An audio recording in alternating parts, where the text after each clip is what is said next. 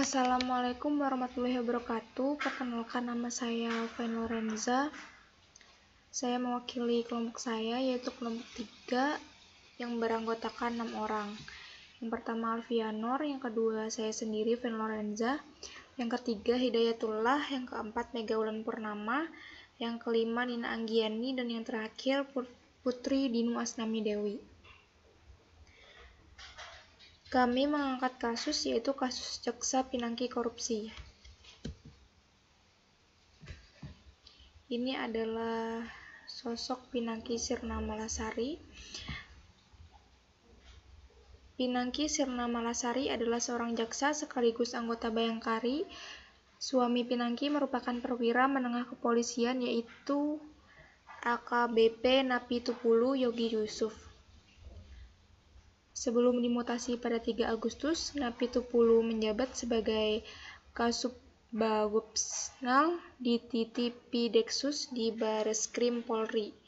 Pinangki merupakan seorang kepala subbagian pemantauan dan evaluasi 2 pada Biro Perencanaan Jaksa Agung Muda, Pembinaan Kejaksaan Agung atau Kejagung. Pinangki masuk ke dalam institusi kejaksaan berawal pada tahun 2007, kemudian pada 2014, Pinangki naik jabatan menjadi eselon 4 sebagai Kasubdit Statis dan Analisis pada Pusdakrimti atau Pusat Informasi Data dan Statistik Kriminal.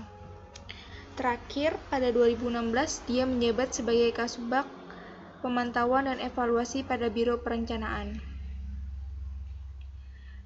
Awal mula permasalahan.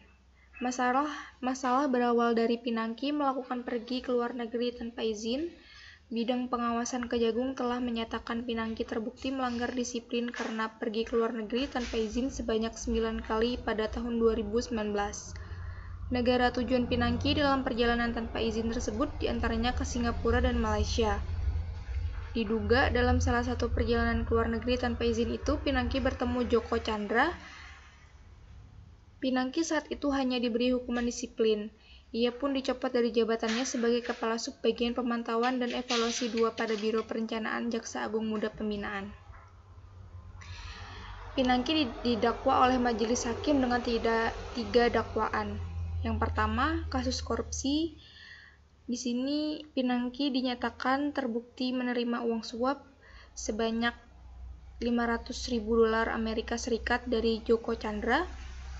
Yang kedua, Pinangki terbukti melakukan tindak pidana pencucian uang dengan total $375.229 AS atau setara 5,25 miliar rupiah. Dan yang ketiga, jaksa membuktikan Pinangki melakukan pemufakatan jahat bersama Joko Chandra, Andi Irfan Jaya, dan mantan kuasa hukum Joko Chandra, Anita Kolopaking. Hukuman Pinangki. Dengan 3 dakwaan, Pinangki divonis 10 tahun penjara. Masalah selanjutnya, hukuman yang harus diterima Pinangki berawal dari 10 tahun dipotong menjadi 4 tahun. Dengan alasan Pinangki adalah seorang ibu dari anaknya yang masih balita, yaitu berumur 4 tahun.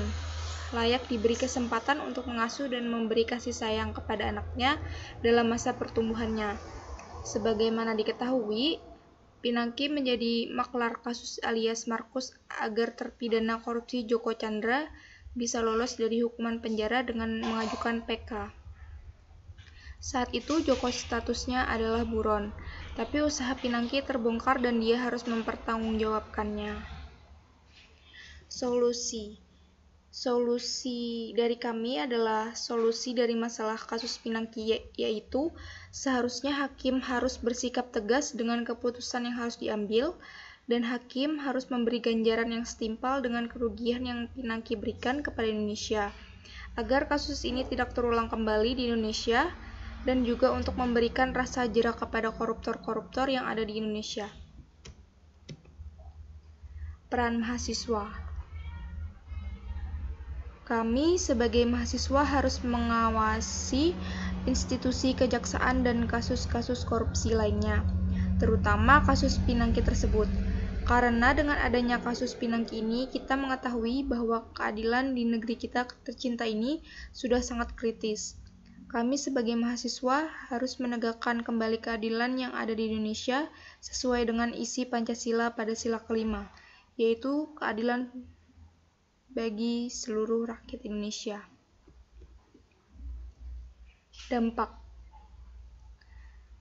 Dampak dari kasus tersebut adalah dampaknya bagi masyarakat, yaitu kurangnya rasa kepercayaan dari masyarakat terhadap pemerintah, terutama pada institusi kejaksaan.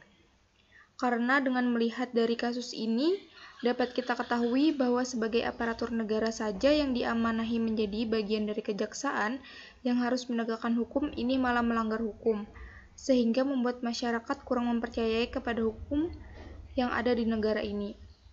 Tidak hanya kasus Pinangki saja, bahkan hukuman yang diberikan oleh Jaksa Agung pun kepada Pinangki masih ada sedikit kejanggalan dengan potongan hukuman yang diberikan.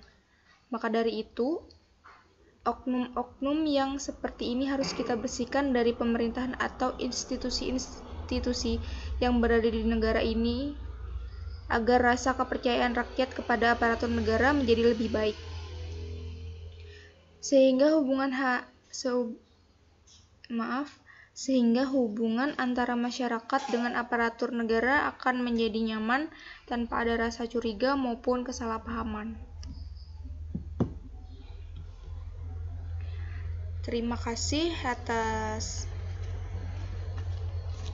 perhatiannya, dan saya akhiri. Wassalamualaikum warahmatullahi wabarakatuh.